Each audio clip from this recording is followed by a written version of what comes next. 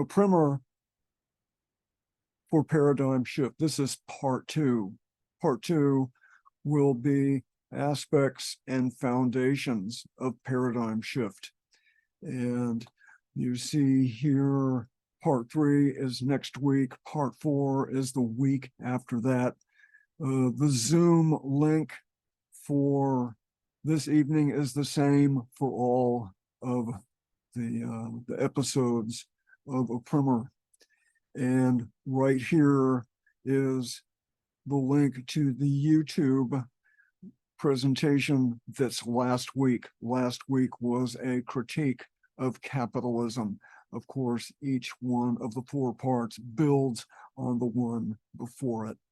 And they're all pretty good on their own as well, but it is a series. So let's just take a little bit of a look. What do we mean by paradigm shift? Of course, a paradigm could mean anything. A paradigm is a widespread similarity of opinions, actions, attitudes, lifestyle. Anything could be a paradigm. The consumer culture is a paradigm. So it's important to identify for this series, what am I thinking about in paradigm?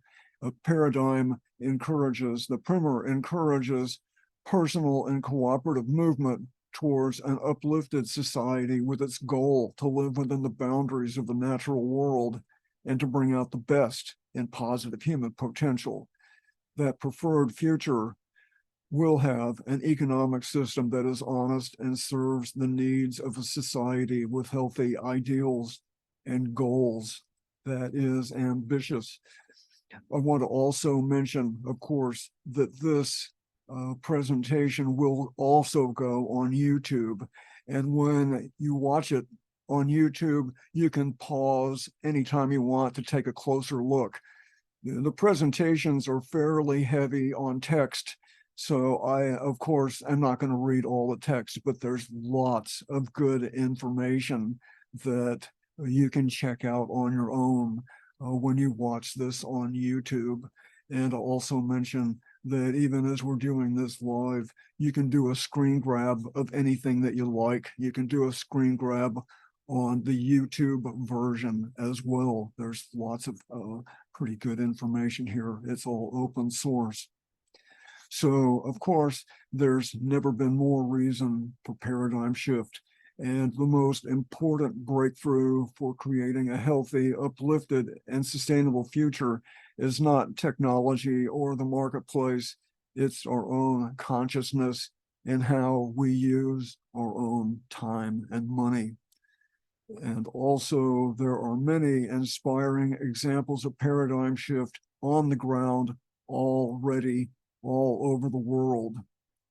And I would also add that the more effort we put into paradigm shift now, and that's as individuals, friends, families, the community, the more effort we put into paradigm shift now, the less luck we're going to need later on. So that is a pretty important thought right there. So I very much like graphics, and this is actually a new flow chart, the first time anybody else has seen this besides me. So this is a flow chart really of paradigm shift. And of course, we start up here and over here on the side, these bars indicate which part of the series is going to be touching on these particular issues. Pretty neat. I like that. I love graphics because you can put a lot of information in a visual way that wouldn't work if you tried to explain it. So here we are, series part 2 right here. So let's just take a quick look at some of the points of departure for paradigm shift. Our society will not reach sustainability, peace, and justice as long as capitalism and its political and business servants control the economy and the political system. We can make paradigm shift changes in our own lives with no permission necessary. We can do that in our own lifestyles, with friends, with family, with neighbors. Absolutely. That's my particular approach to what we can do given the conditions and the trends of our time. My focus is more at the home level, and that's not to discount the value of trying to influence politicians or other ways to try to move smart ideas forward. My focus is more home and in the neighborhood. So when I don't mention other approaches, it's not because they're not worthwhile. They're just not where I put my energy. There's room for everybody in just about every conceivable way to try to improve the condition of our modern world in regard to people and planet. There's room for everybody. And remarkably, capitalism and the consumer culture have provided us with an immense variety of tools, assets, and opportunities to assist in its own replacement. I love that. A paradigm shift begins with how we manage our own time and money. The benefits of paradigm shift can be ecological, but also personal, social, aesthetic, and even spiritual. Many of the most challenging and expensive problems facing individuals in our society today are totally avoidable. Every neighborhood and community has surprising allies and assets to work with for creating a preferred future. Positive human potential is our greatest renewable resource. Many positive actions for paradigm shift can take place at the personal and home scale with no permission needed. Untold numbers of people all over the world are already creating paradigm shift in their own lives. Paradigm shift is not necessarily some wonderful utopia that we can dream about. It's certainly some of that, but it is a practical, everyday reality for a lot of people, myself included. And a little bit getting ahead of myself, but part 3 of this series, we're going to take a look at examples of paradigm shift actually happening in the here and now. And those examples are the pioneers pointing the way towards a preferred future, towards sustainability. And we're also going to need to learn new social and practical skills for a successful paradigm shift.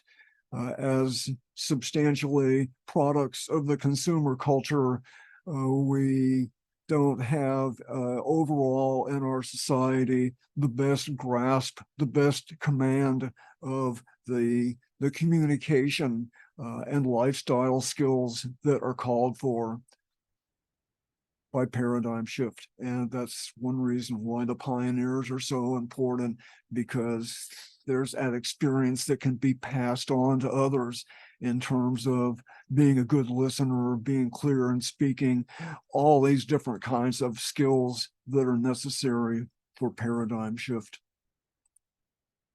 So, of course, we are here, somewhere around in here. Aspects of paradigm shift. We'll do a short review of capitalism, the wisdom of the world's great spiritual traditions, eudaemonia, that's very interesting, resensitize, liberation and self-empowerment, prioritizing our own time and money, the double benefit, permaculture, reducing eco footprints, a smaller pie more fairly divided, not making the cut, allies and assets, a preview of real life examples, and of course, the benefits. So in part 1, we had a look at capitalism, and suffice to say, at this time right now, from my opinion, and I think anybody who would take a look at this would probably agree, the common denominator to just about every major social, political, economic, environmental problem we have is the economic system. So that I explained more fully in part 1. And this is part 3. Again, this is what do these examples of paradigm shift actually look like in the real world. And I know quite a few, and I know there are thousands more I've never heard of as well. There's just awesome projects people are doing that we need to know about because they're positive and they're uplifting. So, well, here's one. This is Syracuse, New York, the Onondaga Earth Core. This actually here is my backyard. As of a couple of weeks ago, we had a freeze and my beans don't look so good now. But this is suburban permaculture. I have a big interest in urban land use. And this image here is from Barcelona, Catalonia, or Barcelona, Spain, if you prefer. But the city of Barcelona has an amazing program to deal with the same kind of problems that we have here: too many cars, too much noise, air pollution, and they're actually serious about it. This is just amazing. The super blocks in Barcelona, I love it. And this picture here, this is a public middle school in Hood River, Oregon, where the science teacher uses permaculture by the name permaculture in his science class, and kids fight each other to make it onto the list of students in that course because it's so popular. Michael Becker, he is a pioneer. We're not just talking about backyard gardens and growing vegetables, although I love doing that. The paradigm shift is economics. It's how we earn a living. It is pretty inclusive of just about everything we involve ourselves with. So that's part 3 right there. And part 4, November 29, taking paradigm shift to a wider audience.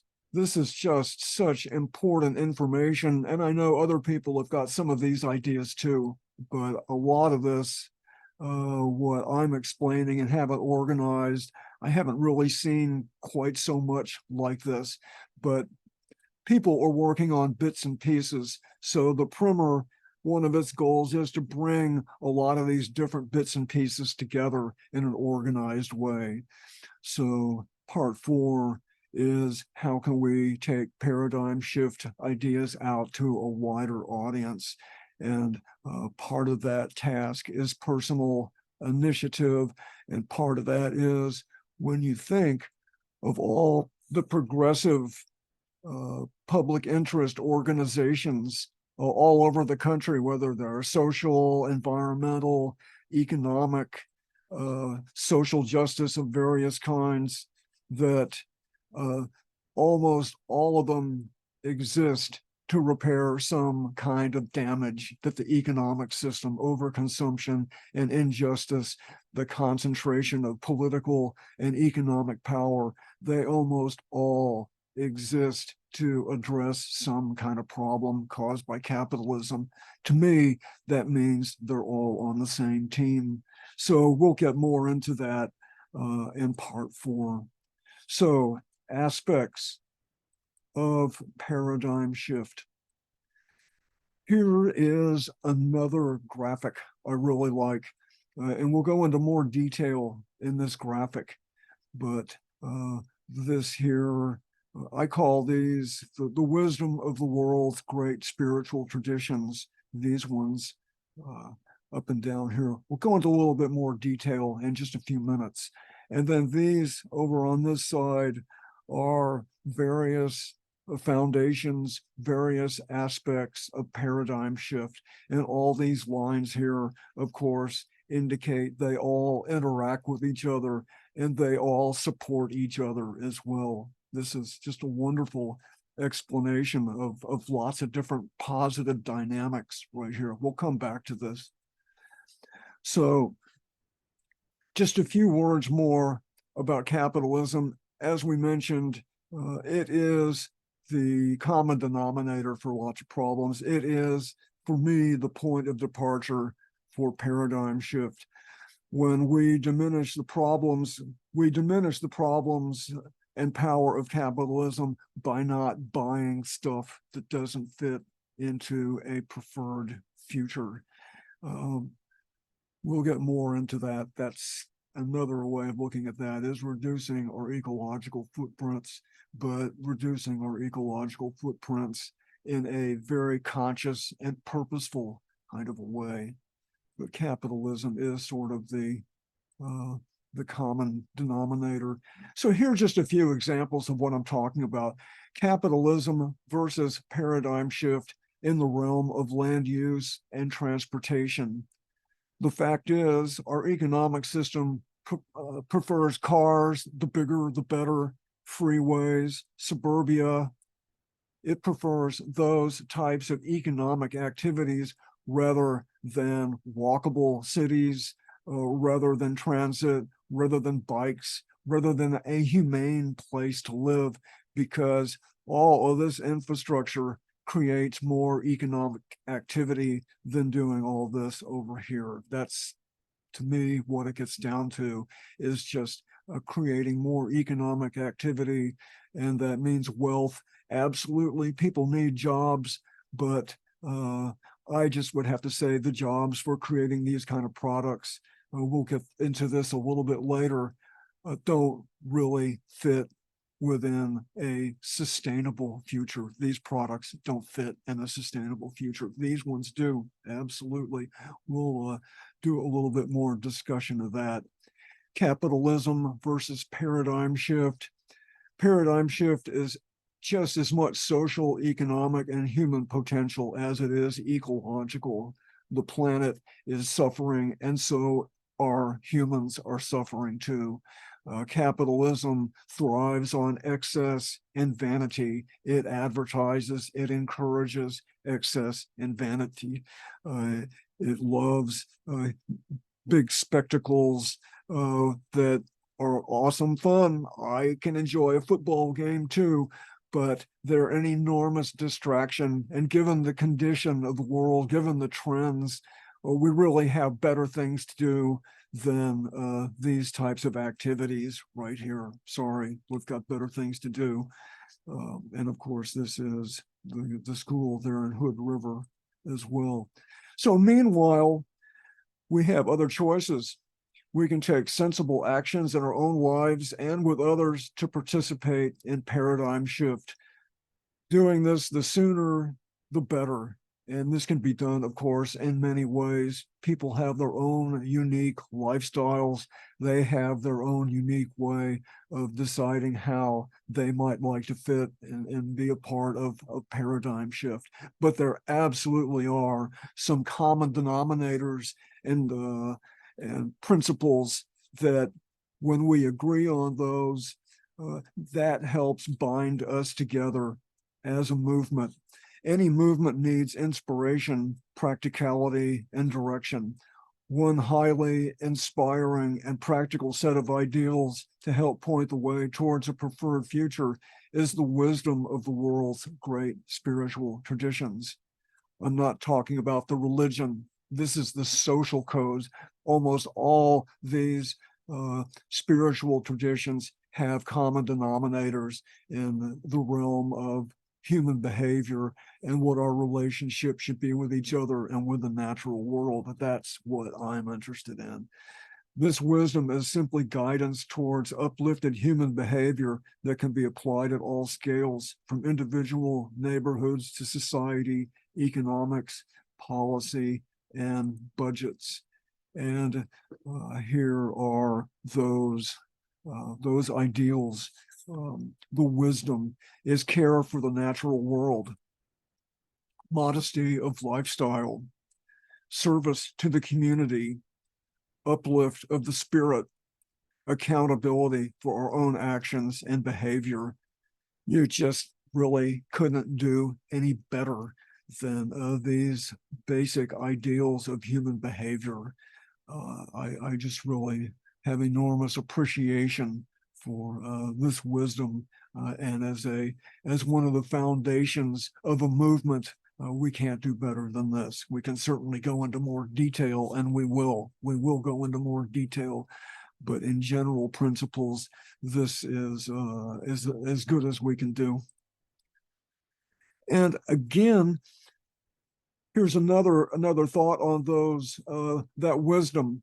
Perhaps one of the most important potentials for this ancient wisdom is for diverse cultures and belief systems to recognize their fundamental kinship and common cause, so they can work with each other at both the organizational and personal level on behalf of paradigm shift. These spiritual entities, religions, actually should be leading the charge in paradigm shift. They should be the churches, the mosques, the synagogues, the temples should all be together leading the charge with these kinds of ideals. Absolutely. And another type of ideal that can be a wonderful guide for human behavior is eudaemonia. And I checked to see how you actually pronounce this. And it is, from what I understand, eudaemonia. And eudaemonia is a term and concept dating back to Aristotle. It calls for and embraces a life well lived. And it is a wonderful complement to the spiritual traditions. It's a wonderful complement to permaculture and bringing out the best and positive human potential. Just a few words here: virtue, excellence, self-realization, moderation, self-control, doing good over feeling good, perseverance for good over short-term pleasure. Sounds a little aesthetic, actually, and maybe it is a little bit. We could use a little bit more discipline, I think, most of us in our lives, especially with a clear set of goals and ideals to help structure those efforts. Eudaemonia. Another task that I know people already have in mind. More people are interested in the idea of resensitizing. One entity in the news that I know of, the slow food movement. Just slow down some, because the economic system is wonderful at loading our lives with multitasking, where we're doing multiple things at the same time. And that has a price to pay. Sometimes we have a lot to do, absolutely, but there's a price to pay in lots of ways. In regard to the primer, resensitizing means gaining more enjoyment from less stuff while thoughtfully reducing our participation in the consumer culture. That doesn't mean going out to the woods and living in a shack, not at all. I am from a period of time in my own history of the back to the land movement. I've done that in Arkansas years ago. It was great fun. I wouldn't care to do that now. This is a time not for dropping out, but for dropping in. Civic involvement. We'll take a look in one of our future parts of the series. Civic culture. What is civic culture? That's really kind of the goal of all of this, is people participating where they live to help make where they live a better place to live. There's a lot more detail than that, but resensitizing is a big part of creating paradigm shift and civic culture. Slowing down, putting aside the need for multitasking, making time for regaining the capacity to enjoy small and beautiful parts of life, like our friends, family, nature, and our own selves. That means what we taste, what we smell, how we speak, how we hear. Resensitizing is pushing against the current of the consumer culture, because the consumer culture is all based on excess information. It is based on excitement and can't help but dull our sensitivity. So resensitizing is a perfect partner for reducing eco footprints and enhancing community involvement, building relationships with others, civic culture, having a garden, and moving towards a preferred future. Here's a few examples of resensitizing is slowing down, making time to be involved with, maybe putting in a school garden. I consider that to be resensitizing, just hanging out with friends and having and enjoying a meal together, or this type of transportation. I consider part of resensitizing. Resensitizing can make us aware of how we can be involved more in our own communities when we slow down. I think we all find out we have a lot more opportunity to be engaged where we live for helping make where we live a better place to live. Resensitizing is a very important aspect of paradigm shift.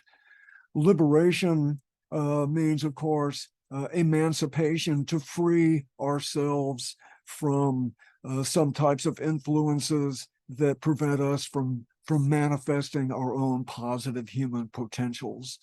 So I consider liberation is the fuel of paradigm shift. Liberation is about developing our own capacities to be a part of creating a more sustainable world. Liberation is a huge part of paradigm shift, and of course, it fits all these aspects I'm talking about. They all overlap with each other, of course. And moving a little bit more into the everyday realm, priorities of time and money. Paradigm shift in a sustainable future is not going to happen unless we, as individuals and a society, understand the ideal of how do we use our own time and money. This is just absolutely fundamental.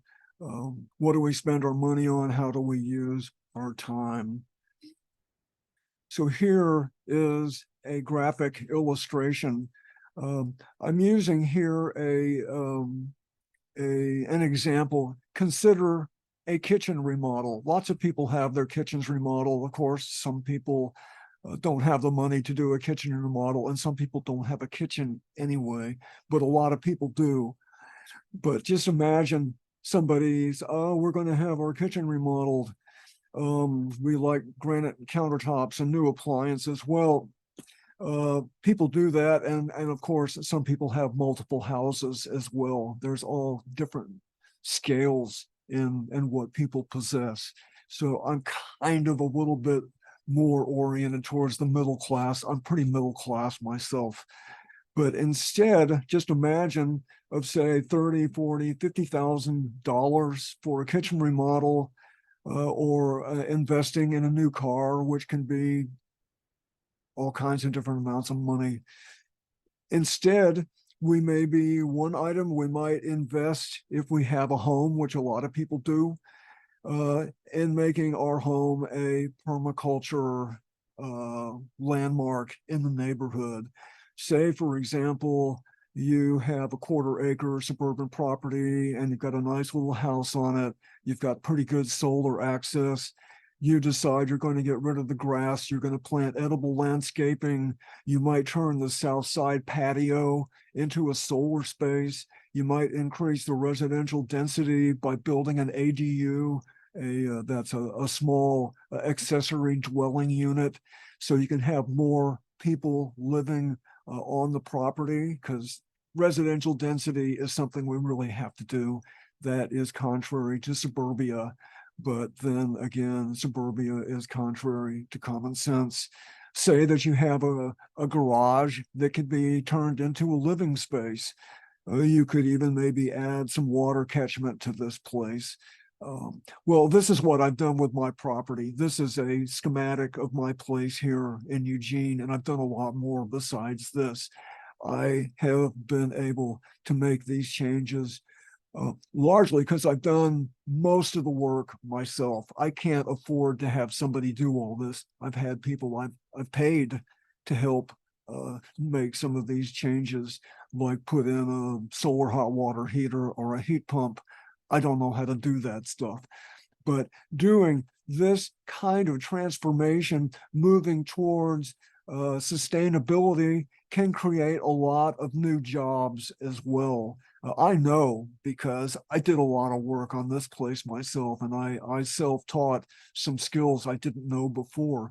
But instead of doing a kitchen remodel, I did a property remodel with the intention of producing more of my basic needs, including food, water, and energy on site, and to reduce my ecological footprint. And another action, another capacity for this property is that I'm single. I rent 3 rooms in my house, and it's a good chunk of my income right there. So this is a working property. I produce a lot of food here. I rarely buy fruit or vegetables any time of the year.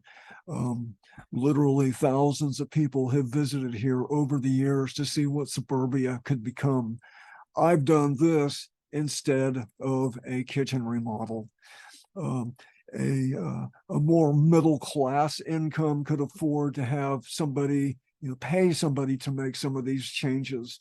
A middle class income, instead of perhaps vanity projects, could support and donate to important community organizations in their town that are doing good work in the community. And every town's got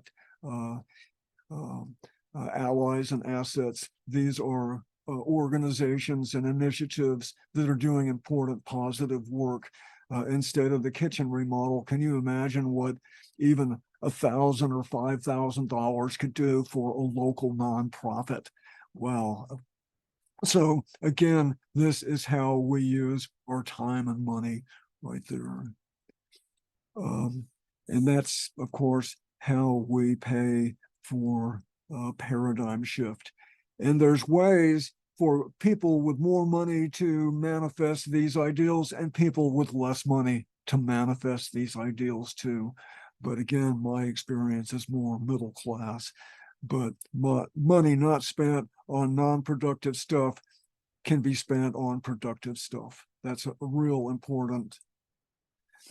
And here is another extremely important aspect of how we prioritize our time and money. In the first presentation, we talked about external costs. Basically, ecological footprints, human activity leaves an ecological footprint, absolutely. And when we don't buy hazardous products and services that don't fit a preferred future, we can look at the price tag and say, oh, instead of that $50,000 on the kitchen remodel, we can do all these different things with that $50,000, like I just described. So that's the first part of the double benefit, is we can redirect that money into something positive. But recall the external cost from part 1, and most of us probably know what external cost means. That's the damage created by using a product or service that oftentimes impacts the environment and public health, like automobile exhaust, like cutting down old growth forest. Usually the streams and rivers become poor habitat for wildlife. So when we are conscious of how we buy and how we use our time, we can use that money for other purposes. But then when we don't buy the damaging products, we don't have to spend the money to repair the damage. And when I explained this concept last week in part 1, I noted that millions of jobs in the United States exist to repair the damage caused by millions of other jobs and what those jobs produced in a factory or as a service of some kind. So the double benefit is the money we save by not buying the product in the first place. And the second part is when we don't buy the product, the junk food or the car or lots of other products, then we don't contribute to the external costs. And at the national level, that figure of the double benefit is hundreds and hundreds of billions of dollars every year. Absolutely. Those are, as mentioned before, avoidable expenses, like going to the doctor because you drink too much Coca-Cola or some other avoidable issue, something like that. So the double benefit is a big part of how do we pay for paradigm shift. And the double benefit exists at the personal and home level, but it also exists in the community and at the national level and the global level as well. That's real important, the double benefit. Instead of products that don't assist paradigm shift, we can be doing these types of activities. And of course, next week, when we look at all these great examples, those are all examples of people and projects making good use of their time and money, and they are definitely benefiting by the double benefit. And of course, permaculture, we probably all know about permaculture. Permaculture fits in perfectly with the ideals of the world's great spiritual traditions, fits in with eudaemonia, fits in with emancipation and liberation, resensitizing, all these entities, they all fit perfectly together. Permaculture has a structure and a set of principles and ideals that can give us more of a framework for projects that we want to take on behalf of paradigm shift. Let's take a little bit more look.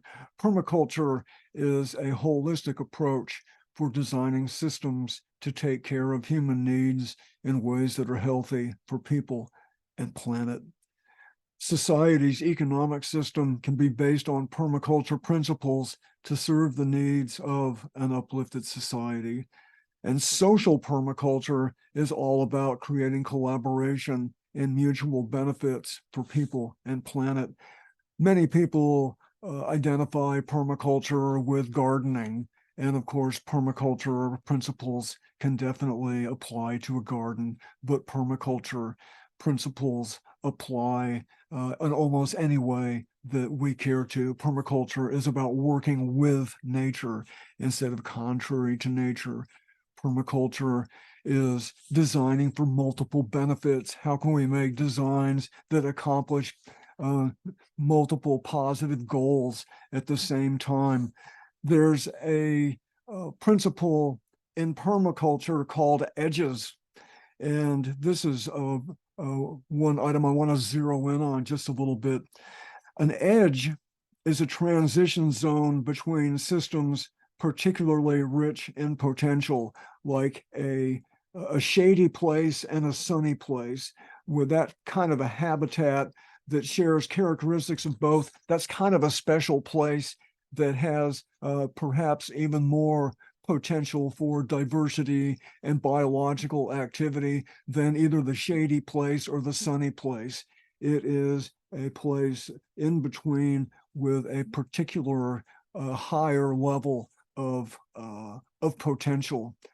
So I was thinking one time, edges, we can think of history as edges, and we right now in 2023 are at an historical edge. One part of this setup is an old structure that's based on overconsumption and turning nature into money, a structure that depends on overconsumption and excess And the other structure that we have that many people already gravitating to is, of course, the structure of living within the boundaries of the natural world. And I think some would also include the ideas of uplift of the spirit. How can we be better people? Paradigm shift fits perfectly with permaculture. It accomplishes a lot of tasks all at the same time. So with edges, back to the edges, we're at a historical edge right now, and the old system of capitalism and the consumer culture absolutely provides and produces lots of products and services that do fit paradigm shift. The science, we've got unbelievable science, and we have products that are essential for paradigm shift.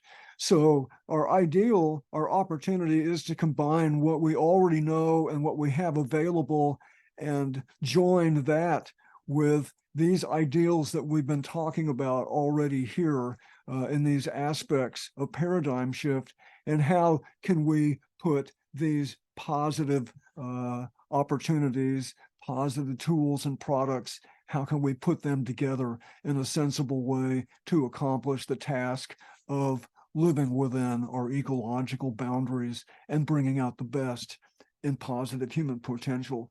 That's why I have this in capital letters. Paradigm shift is that edge between two systems. It doesn't say no to everything we're familiar with in the consumer culture. There's lots of good stuff we have use of. We just need to recognize it doesn't have to be a package deal. We can pick and choose the good stuff. And if the mythology of capitalism that let market forces make the decisions, I really believe if we quit buying junk food and automobiles and a lot of other things, then those industries will go away, and other jobs will be created. So we are at a historical edge right now. Permaculture is a perfect complement to the wisdom of the world's great spiritual traditions, to reducing eco footprints, prioritizing our time and money, and paradigm shift. I've literally had thousands of people visit my home here to see what suburbia can look like. That is one of a small example. I know of other projects too that permaculture. All right, motherfucker. So a couple weeks ago, I shot the fucking dog that lives across the way. Little barking ass motherfucker was on the damn balcony. He wouldn't shut the. You feel me? And drop my Okay, nigga. I had to put him let's the fuck down. You let's feel me? let's see if we can figure out. Um, okay, Jay, I hope your day gets better. Thanks. Maybe listen in and you can get some good ideas here that might be helpful for you. Uh, thanks. Okay. Um, so yeah, permaculture is a wonderful tool for help bringing about paradigm shift. Absolutely. I took a PDC in Texas 30 years ago. Yeah, here's some other examples of permaculture in various types of ways. We'll take a look at these types of examples further on in our presentation, and also next week as well. Whew. Let me just kind of catch my breath here just a little bit. Wow. Okay. Eco footprints. We mentioned eco footprints last week, of course. Eco footprints.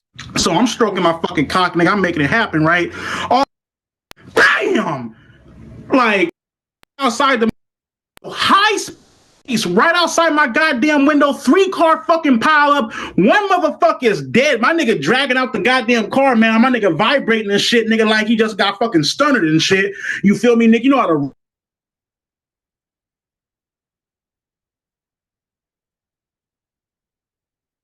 I've never had to do that before. Okay.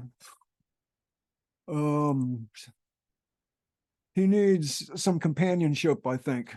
Jay, wow, I wish you well. So eco footprints, closely related to external costs, is the damage imposed on the natural world by human activity. And of course, the larger the consumption of energy and resources, the larger the eco footprint. So this is a huge part of paradigm shift, is reducing our ecological footprints. And just for example, here is what some ecological footprints can look like. And of course, these are related to, of course, petroleum and automobiles and transportation. Absolutely. And I'm sure some of us have seen a map, something like this before. The map shows different, well, it's a map of the world, and it indicates the size of eco footprints of various countries.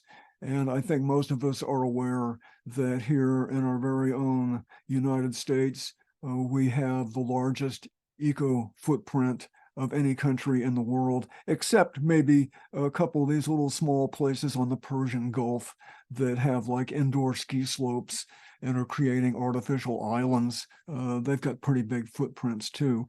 But there's a general thought, okay, for the average American, if everybody in the world wanted to live like the average American, we would need something like 5 planet Earths. We've all heard something like that. Is that completely accurate? We don't really know, but we do, most of us agree, understand we do have climate change. We've got a huge tide of species going extinct. We have all kinds of problems, and they didn't come from nowhere. They came from essentially excess consumption and the consumer culture that distracts people from the problems that we all share. So just for example, this particular approach, the US average person, a 5 Earth footprint. In Northern Europe, which is very affluent. I've spent a good deal of time in Europe. I love Europe.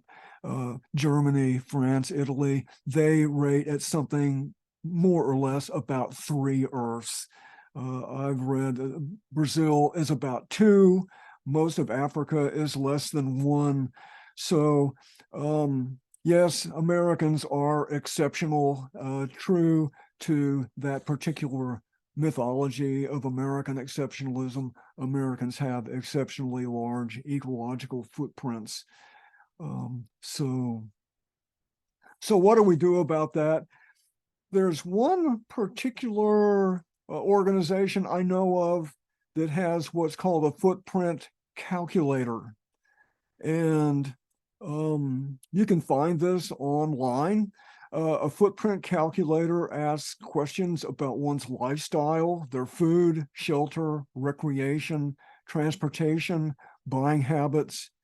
The calculator figures a score from answering the questions, and that score tells the user how many planet Earths would it take for everybody in the world to live like you.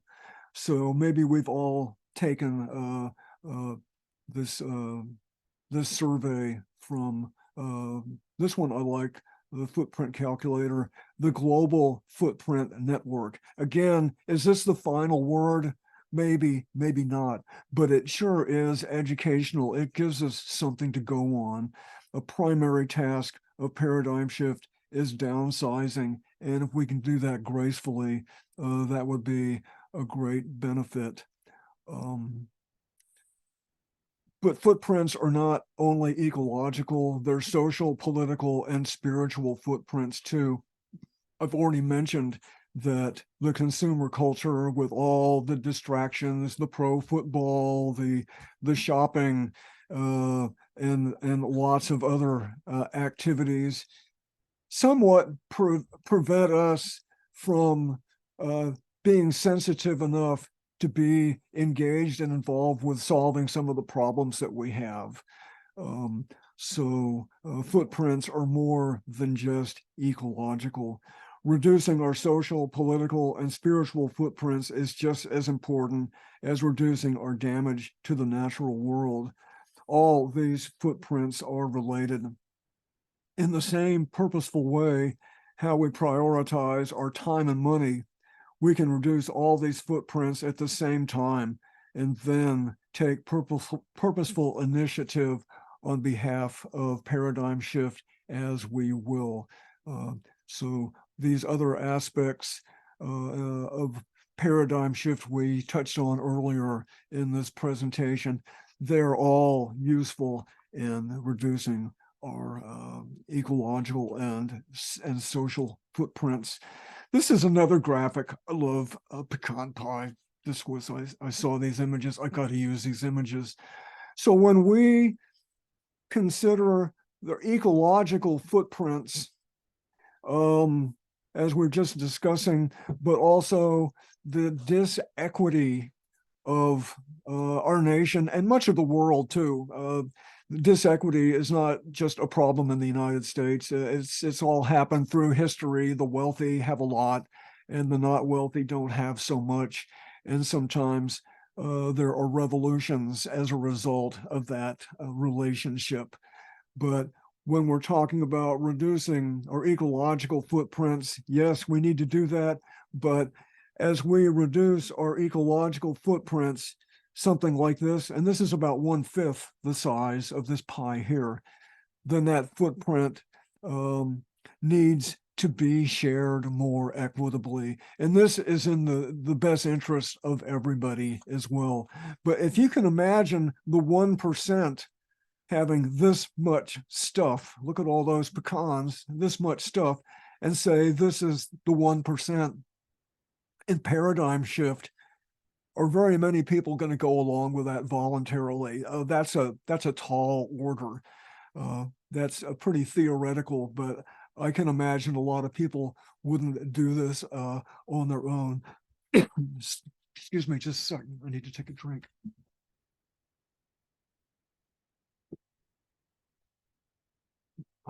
Okay.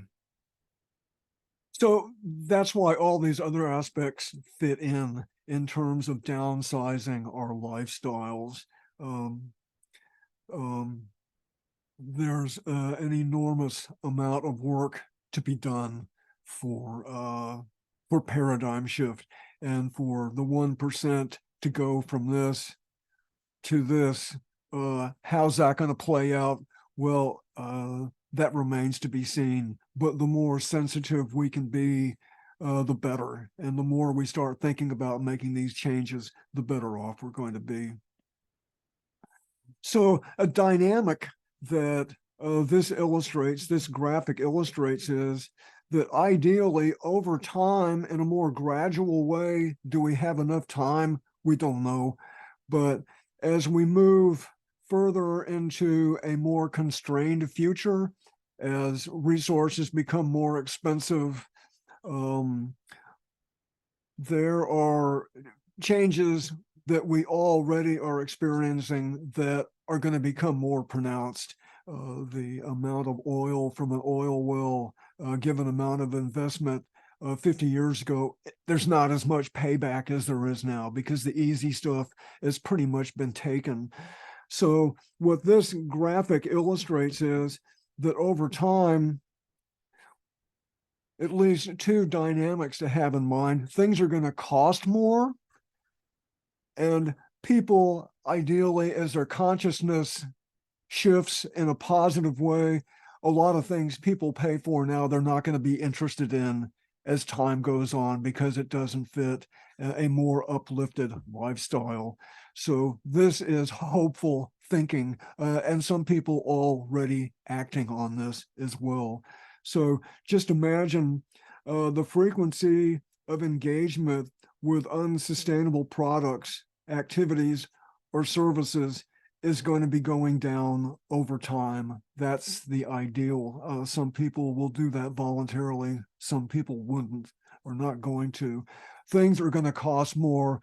and what people can afford now, even with a middle class income, most likely are not going to be able to afford more the same as time goes on. Our middle class lifestyles are going to become more unaffordable for just about everybody.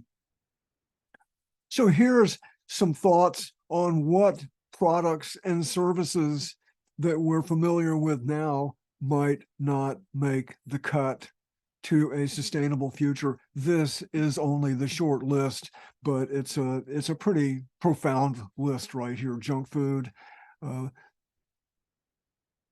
In my estimation, this doesn't fit a preferred future. The cars can all be electric. They still don't fit.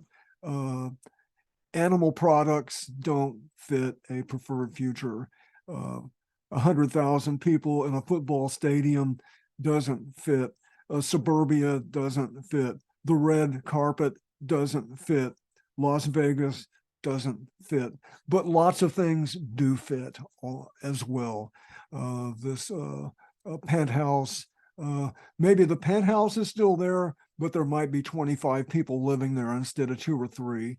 The social media, we have so much activity in our modern life that is only made possible because we're so rich. And this is one of them right here. These actually are all of them right here. All these things are affordable because we're so rich and so capable of turning nature into money. This is a temporary condition. And it's, again, it's not just the environment. Does this bring out the best and positive human potential? You know, all of this stuff here. So we can add to this list right here. There's lots to add to it. So, okay, we are coming into the final topic for this evening: allies and assets in almost any community. Almost any community has allies and assets. Faith communities, as we looked at earlier, have many allies and assets. The Red Cross, the PTA, the Scouts, all kinds of activities, all kinds of organizations. Almost every organization in the community exists to help make the community a better place to live. As I mentioned earlier, they're all on the same team. City programs like Map Your Neighborhood, Emergency Preparedness, CERT, these can all be used in a more ambitious way to bring people together in their neighborhoods, on their street, to learn how to work together. That's exciting. How we prioritize our time and money. The following images are all allies and assets, as they have become examples of permaculture shift, paradigm shift. So we're going to go into more detail of these examples right here next week. I just want to skim over them right now. We'll go into more detail, but these illustrate allies and assets that many people might never have even considered as being something they could use to help bring about a more sustainable, a more just and ecological future, where bringing out the best and positive human potential is a big part of why we come together. So we'll go into more detail on these next week. But here is a picture from my place right here. Again, the school. We'll take a look at some eco-villages. We'll take a look at this virtuous triangle.